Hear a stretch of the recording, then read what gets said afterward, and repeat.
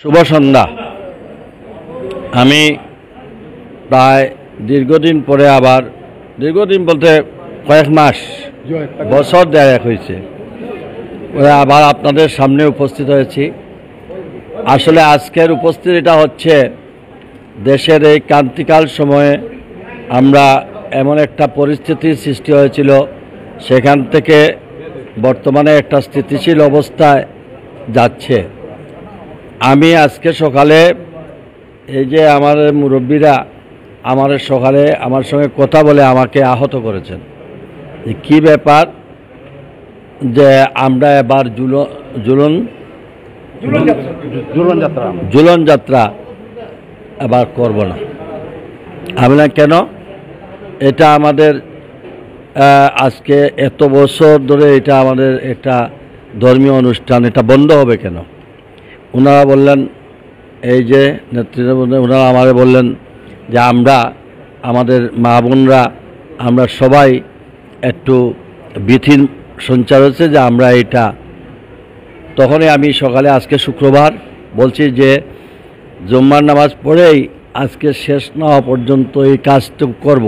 আমার সাথে আমার সিনিয়র নেতৃবৃন্দ বীর মুক্তিযোদ্ধা আব্দুর রাজ্জাক সহ আমাদের বিএনপি যুবদল ছাত্রদল সহ নেতৃবৃন্দরা আমার সঙ্গে আজকে প্রত্যেকটা মণ্ডপে বাই রোটেশন আমাদের সবাই চলছে।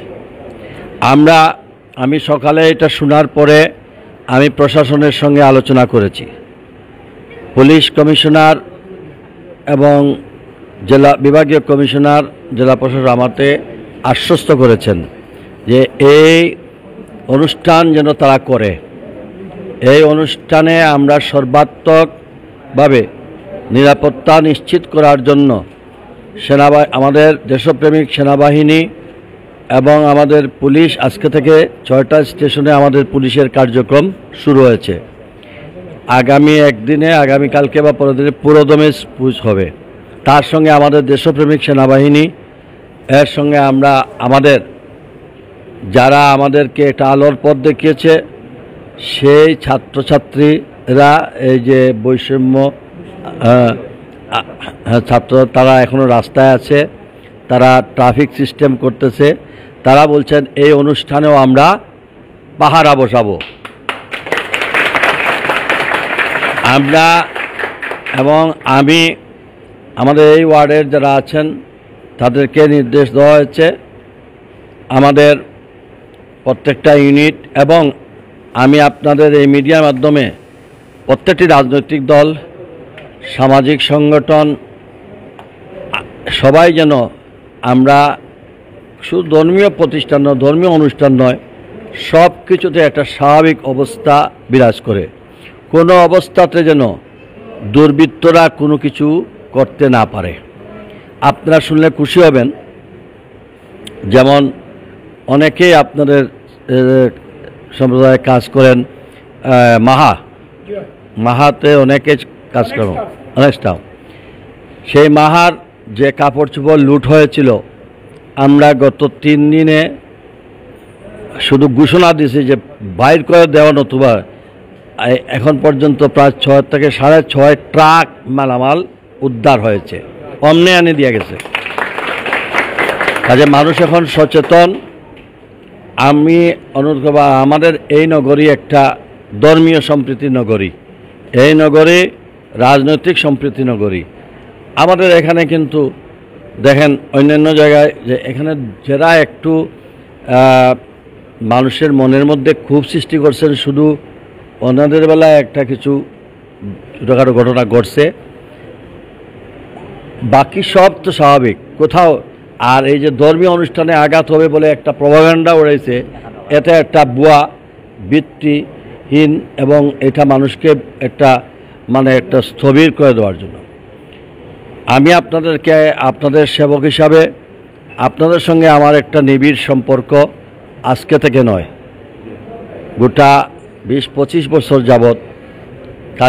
কাজেই আমি আপনাদের নিশ্চিত করছি যে সিলেটে আমাদের এই সম্প্রীতি নগরীতে আপনাদের কোনো অনুষ্ঠানে কোনো অবস্থাতেই কোনো ধরনের দুর্বৃত্তায়ন চলবে না। আমরা এই নিশ্চয়তা দিচ্ছি, বসো, আমরা এই নিশ্চয়তা দিচ্ছি যে এই অনুষ্ঠানে আমরা নিজেরা থাকব।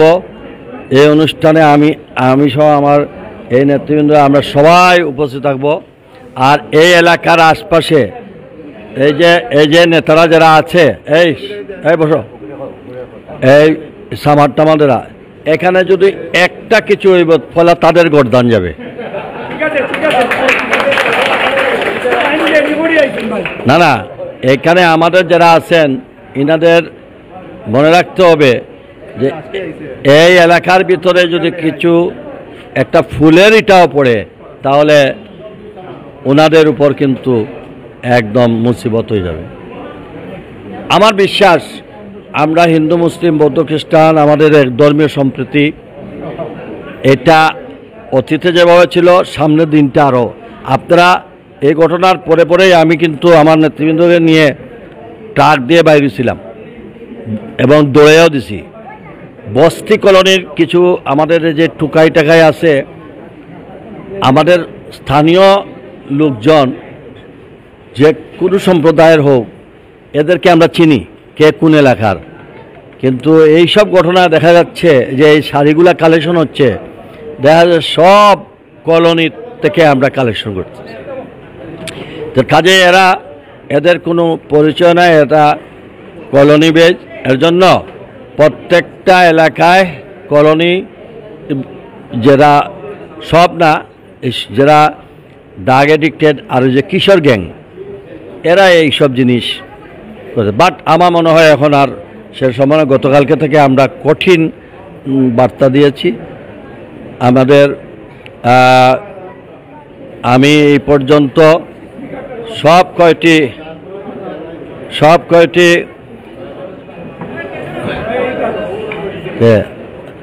আমাদের মহানগরের ভারপ্রাপ্ত সভাপতি এবং কেন্দ্রীয় সংসদের সহসাংগঠনিক সম্পাদক মিফতা সিদ্দিকী, আমাদের সালেহ আহমদ খসরু, আচ্ছা যাই হোক, তোমরা সরো একটু সরো তো, একটু সরো, তোমরা সরো দিকে বসে যাও। তা আপনাদের আমি আমার দলের পক্ষ থেকে আশ্বস্ত করছি, আজকে এই মুরব্বী যখন সকালে আমারে সব এলাকা থেকে সব মুরব্বীরা আমার বাসায় গেছিল, আমারে মনে কষ্ট দিয়েছেন ওনারা। এরা বলছে যে আমরা ঝুলন যাত্রা আমরা করবো না। আমরা ঝুলন যাত্রা তো তোমাদের না, ঝুলন যাত্রা আমাদের মা বোনদের, তারা নাচ গান করে, আমরা এনজয় করি, ঠিক না নি? এটা আমার কমলগঞ্জে কেউ আছে, বানুগাছি নাইনি বা কেউ কন্যান তো তো বুঝি আমার তুই। আমি কইছি আমার আদমপুরের বহুত আছে এখানে, হ্যাঁ আছে না নি? আর আমি কইছি এখানের ম্যাক্সিমাম জামাইরা হইল হ্যাঁ এখানকার, আর বোনরা হলো আমার এলাকার। কাজে এরা বেশি তেড়েবেড়ি করলে অসুবিধা আছে, সোজাসুজি হইবা, বুঝছেন? তো যাই হোক, আমাদের মহানগরের থেকে শুরু করে আমাদের জেলা বিভাগীয় সবেই আমরা এখানে আসছি। আর আমি মোটামুটি সব কয়টা আপনারা যারা বলছিলেন মোটামুটি, আর খালি হয়েছে এখন মির্জা জাঙ্গাল নাকিটা রাজবাড়ি হইয়া শেষ, মোটামুটি আমি সব কয়টাতে দিয়েছি।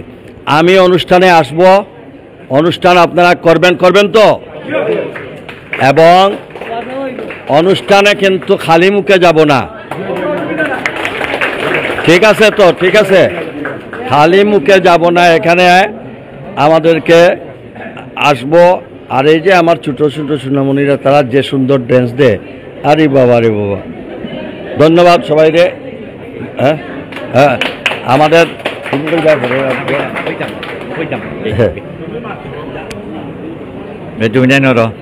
আমি একজন মুক্তিযোদ্ধা, আমি একটা স্লোগান দিব, আপনারা ধরবেন আমার সাথে। আমি একটা স্লোগান দিব, আপনারা ধরবেন, জয় শ্রীরাম।